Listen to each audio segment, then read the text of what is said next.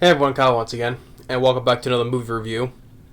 And yeah, I haven't been doing a video for a few days though because I've just been really tired and exhausted, from work and all that. So I just didn't have the energy to do any videos for a few days. So, but this next movie review I want to do, since I reviewed Tombstone, I wanted to review another Western film. But Tombstone is my favorite Western film. This one from recent, from now it's been, where is it? I had somewhere. Oh, it's behind me. It's been now. It's already been 5 years now since it came out in 2016. It's already been 5 years now. So, and it's a remake. So, and this one I did, and it's a remake I did like, and it's of a Western film. And that is of the 2016 remake of The Magnificent Seven. Yes, The Magnificent Seven is the remake of the original that starred Yul Brynner and Steve McQueen, Charles Bronson, James Coburn, Robert Vaughn, Eli Wallach, and I like the original. I like the original. Magnificent Seven has a really good had a good cast, especially like Steve McQueen, Charles Bronson, etc. Right? But the 2016 remake of The Magnificent Seven, I just say I do think I think I like this a little bit better than the original, just a little bit, because I think that's because, like I said, I do like the cast here just a slightly bit more, even though no disrespect for the original cast, like especially the classic actors like Charles Bronson, Steve McQueen, and James Coburn, etc. So, but I liked most of the main cast in this too. So, and it has and the action I enjoyed too as well. A lot of good Western action, although there was a little bit of CGI, like some certain explosions and stuff like that, though. But it's all right. And the remake of The Magnificent Seven is directed by Anton Fuqua. Anton Fuqua, who's directed he directed Training Day, which also starred both Denzel Washington and Ethan Hawke. So they come back to star in this film along with Anton Fuqua. He also directed Tears of the Sun with Bruce Willis, which I like that one. Tears of the Sun. He directed Olympus Has Fallen. That's another one I liked. He also directed the Equalizer movies, both also starring Denzel Washington, Equalizer 1 and 2. I wasn't really big on those, though. I mean, Denzel Washington was good in both those films, though, but just overall the film itself, I just weren't really a fan of both the Equalizer movies. He also directed that Jerry Bruckheimer film called King Arthur as well. I haven't seen that forever, so I can't really say upon that one though. But did he also I think he also directed The Replacement. Was the Replacement Killers with Chow Yun-fat? Yeah, I think he did. I'm pretty sure. Yeah, he directed the Replacement Killers with Chow Yun-fat. But I like Anton Fuqua. Like I said, Olympus Has Fallen, Tears of the Sun, Training Day, and this film. And also, like I said, so it's Denzel Washington and Ethan Hawke coming back together with director Anton Fuqua. Chris Pratt, I enjoyed. Vincent D'Onofrio as well. Byung-hun Lee, who was as the character Billy Rocks, was with Ethan Hawke. Peter Sarsgaard as her villain. You have Manuel. Oh yeah, that's the guy. He's the guy who plays the Mexican in this. Of The Magnificent Seven, and then you have a guy who plays an Indian, the Indian, also part of the Magnificent Seven, the Indian, the Comanche. Martin Sensmeier, or mispronounced his last name. He's the one who that's the guy who plays the Indian. But overall, decent cast. Very decent cast, especially mainly with Chris Pratt, Ethan Hawke, and Denzel Washington. And also, one thing is, this was also the last score that James Horner did before he died. I think he died in a plane crash during that back in 2016, before the film's release.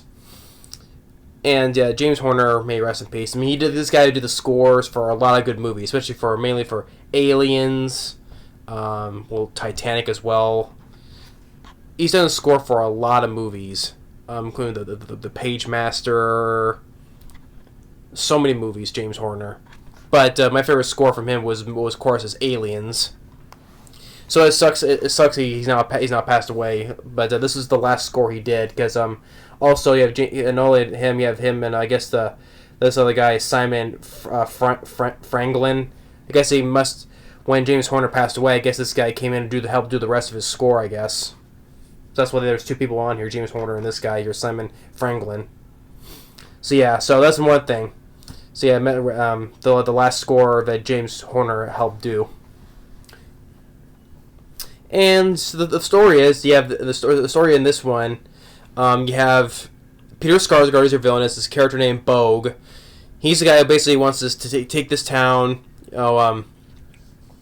He says he owns this town. Like, the sheriff's on his payroll, and people don't like him. Like, he owns the mines and all that. And they burn down this church and shoots. There's a girl who played by who was this? Haley Bennett. Her husband, stands him objects to Peter Sarsgaard and shoots him, and so Haley Bennett as Miss Colin, she wants to recruit people to basically seek revenge for her town and for her husband. And Denzel Washington plays Sam Chisholm, who is a duly sworn warrant officer, and he goes to this saloon where Chris Pratt is. He's the gambler. Chris Pratt, he plays the Steve McQueen character, more of the gambling, playing cards, right? Denzel Washington's obviously the Yul Brynner character, he's dressed in black like Yul Brynner was, and how the way he holds his gun in his holster, like same thing what Yul Brynner did. And like Denzel Washington talks to this one guy who's serving a warrant on this guy, and which this guy, he figures out as this guy is, shoots him, and Chris Pratt is watching, and Chris Pratt gets away, and with these two other guys, points him at gunpoint and shows him like a bit of a magic trick with some cards, and shoots this one guy in the head and shoots the other guy's ear off. And Chris Pratt was fun in this. I liked Chris Pratt, and he was very fun in this role as Faraday. And so Haley Bennett comes to talks with Denzel Washington, explains the situation, saying that she wants revenge, and then goes and recruits Chris Pratt, and then he goes off to recruit the Mexican played by Manuel, who is also an outlaw as well. He's also serving a warrant on him as well. Manuel Garcia-Rulfo, that's as Vasquez. That's the Mexican's name, Vasquez. And recruits him. Then Chris Pratt goes on to this other place and gets with named Goodnight Robershaw, played by Ethan Hawke, and Billy Rocks, played by Byung-hun Lee. And Byung-hun Lee, he's playing the James Coburn character, because in the original James Coburn, he's the one who dealing with the knife throwing. And like he just a quick draw, and this one guy calls him out in Double or Nothing, and Byung-hun Lee takes the knife and stabs him with it. And so they gets them, and then they all come back together, and then they find with Vincent D'Onofrio by the name of Jack Horn. And how with Vincent D'Onofrio's introduction is how these two guys basically just ambushed him, but they killed him. But all of a sudden this act comes in this one guy, and then Vincent D'Onofrio takes the other guy, like stomps his face in. And he's in his character, he says a lot. He prays a lot. Says a lot of like religious sayings, and basically that's what he does. He prays a lot. And then eventually, when they go off, then a Comanche Indian by the name of Red Harvest. They recruit him as well, saying that he's all by himself. You know, and I like the guy. I like the guy who has like this red face paint on him and some other stuff too. Calls himself Red Harvest. I thought the guy did a decent job as Red Harvest. And there you get your 7 now. And they ride to the town of Rose Creek. That's where the town is being held. And a pretty good action sequence. The action sequences in this film I thought was well done. The first action sequence, you know, each one of the Magnificent Seven, they got their moments. A lot of quick draw, flash, quick drawing, flash, boom, boom, boom. You know, and with Vincent D'Onofrio, he's doing the, you know, stabbing, beating, and then Bromley doing more knife throw in, and Martin Summers, the guy who plays the Indian, he, you know, with his bow and arrow, they all get their moments, and which it was nice, and but except for Ethan Hawke, because he has a little bit of because he was a soldier back then, he has a little bit of like a PTSD, you know. He doesn't feel like want shooting because he has you know, dealing with stuff during the war and all that, and he has a hard time shooting, and then this one guy gets away, and then Denzel takes that cowardly sheriff though, and tells him to send a message to Bogue, makes him go give a message to Bogue, Peter Sarsgaard, and then after that the rest of the town people, it's them training the townspeople how to shoot, and like with Brian Lee, Billy Rocks, there's some guys who want to teach him like with knives, right? He's like, knives, there's nothing to it, you know, throw, slash, stab, that's all there is. And he's doing some good moves, and then the guy says they turn to just walk away. He's like, hey, get back here. And then Ethan Hawke is these men lying, you know. I have a line of men practicing long range target shooting, and they all miss twice, and Ethan Hawke is like, that many men, that many targets, miss that many targets twice. I'm looking at a line of dead men here. You gotta hate what you're fighting at. And then Chris Pratt, he calls him out, you know, because since he knows about him shooting from earlier, so he calls him like, his name is Goodnight Robertshaw. He's a legend, or that's all you are. Calls him out on that, and then eventually Ethan Hawke does shoot that one target's head off. To show that he still got it to prove them right. And then Bogue gets the message, shoots that sheriff, you know, because they're not like they took over his town. And then finally, when the time comes, then when the army arrives in town, well, you also get a couple of references from the original as well, because there was, I forget the one guy from the original Magnificent Seven. His name was something Braxton. The guy Braxton. He's the guy with Ethan Hawke. He does what Ethan Hawke does before the whole showdown begins. Like Ethan Hawke, because of what happened, like the war, he was talking with Denzel, and he goes and leaves town. He didn't want to deal with it. It's the same thing what the guy Braxton did in the original Magnificent. He leaves, but eventually he comes back. That's the same thing like in the original. Or a couple of quotes like what Chris Pratt was quoting, that was also from the original as well. Like what Steve McQueen was saying. Steve McQueen, Steve McQueen, he was quoting like what Chris Pratt was saying about he heard about the story of this one guy who fell a 5-story building, and he passed each floor on the way down, he was saying, so far so good. Steve McQueen said that, and Chris Pratt saying that, like he did the quote from the original that Steve McQueen said. So you get a couple of references from the original as well. Or another quote of dialogue that was also from the original, when the villain Peter Sarsgaard was telling Denzel Washington at the end. But the same thing that Eli Wallach said in the original is like, if God didn't want him sheared, he would not have made him sheep. So yeah, that's Eli Wallach said in the original, and Peter Sarsgaard said that in here too. So you do a couple of some of the references from the original as well. And so when the showdown begins, and the finale is like, it's a long finale. It goes on for like about 30 so minutes. it's a long continuous battle, which I like. It was a long continuous battle, a lot of gunplay, fast gunplay.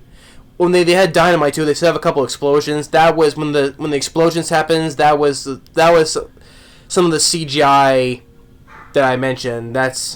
It was there. I mean, for the most part, it's all well done action scenes. But when it came to some of the explosions, that is some CGI enhancements. I will say that though.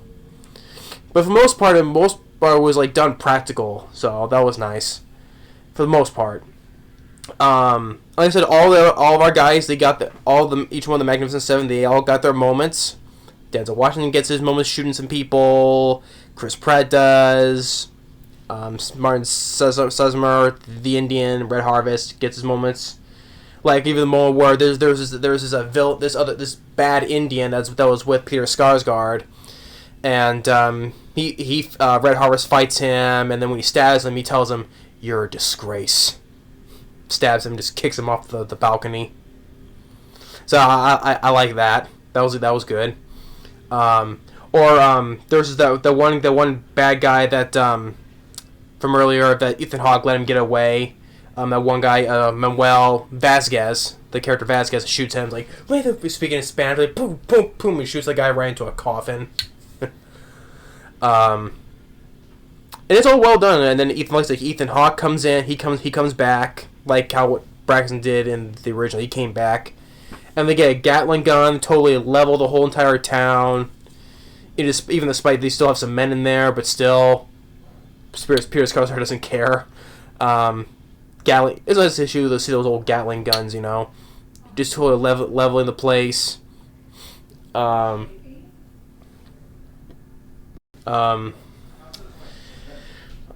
see. What was Well, Chris Pratt, even first Vincent D'Onofrio, he gets killed by the bad Indian. He gets shot a couple of times and he dies sadly. And then, Chris Pratt, he goes out to try to take out the Gatling gun. Ethan Hawke, Brian Lee, they're on top of the church. There's some bad guys behind Chris Pratt. They're taking him out, but then they get the Gatling gun. They kill both of Ethan Hawke and Brian Lee. And then Chris Pratt, he got his badass moment, which I thought was kind of badass, and how we went out and by saying a cool dialogue too. First, he gets shot. He wants to keep getting closer, and first he wants to light up his last cigar, and but his matches won't work, right? And I like this one bad guy with an eye patch. I like how he just kindly lights up his last cigar for him, right? You think he's gonna shoot him, but then he falls down like this. But Chris Pratt, he had a one up his sleeve. Basically, he had a stick of dynamite, and then he goes and says, "I've always been lucky with one-eyed jacks."